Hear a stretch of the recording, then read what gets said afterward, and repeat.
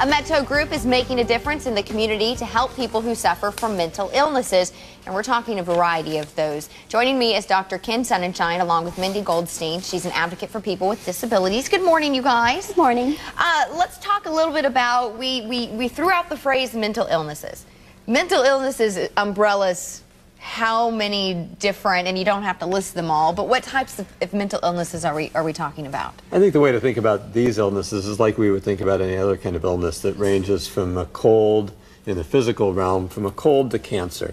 So the same thing is true with mental illnesses, that there are illnesses that are very minor, that really require no treatment or very little intervention, and then there are treatments and illnesses that require significant amounts of treatment that are much more resistant.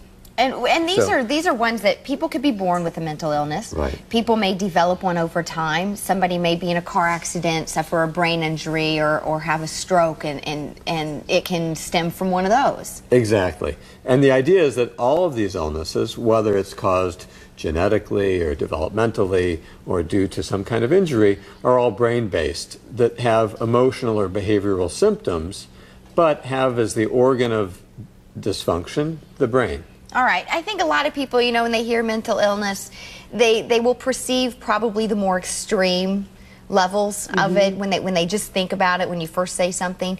You're a you actually are an advocate for people with disabilities, for mental illnesses. Right. Explain to me what it is that you have.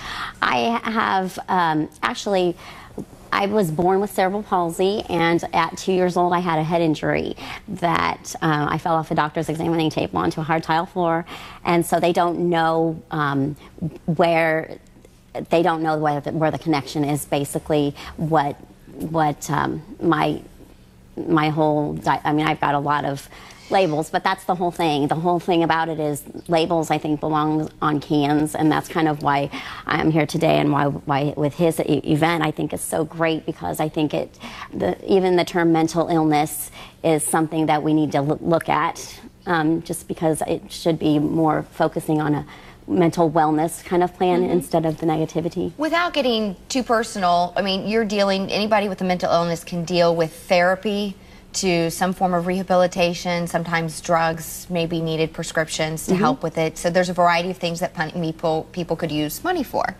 Your event is actually going to help that whole umbrella in a way. Tell us about the Bike for the Brain. That's right. So Bike for the Brain is primarily a way to raise awareness about these illnesses and to decrease the stigma that's associated with them.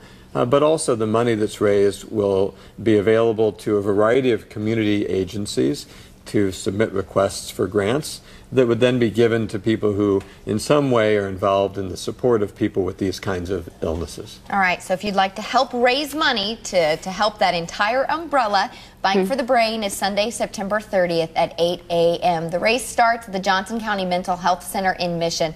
For information, you can call 913-323-6529. You can also log on to NBCActionNews.com. We'll click on Kansas City Live. We'll get you to where you need to go.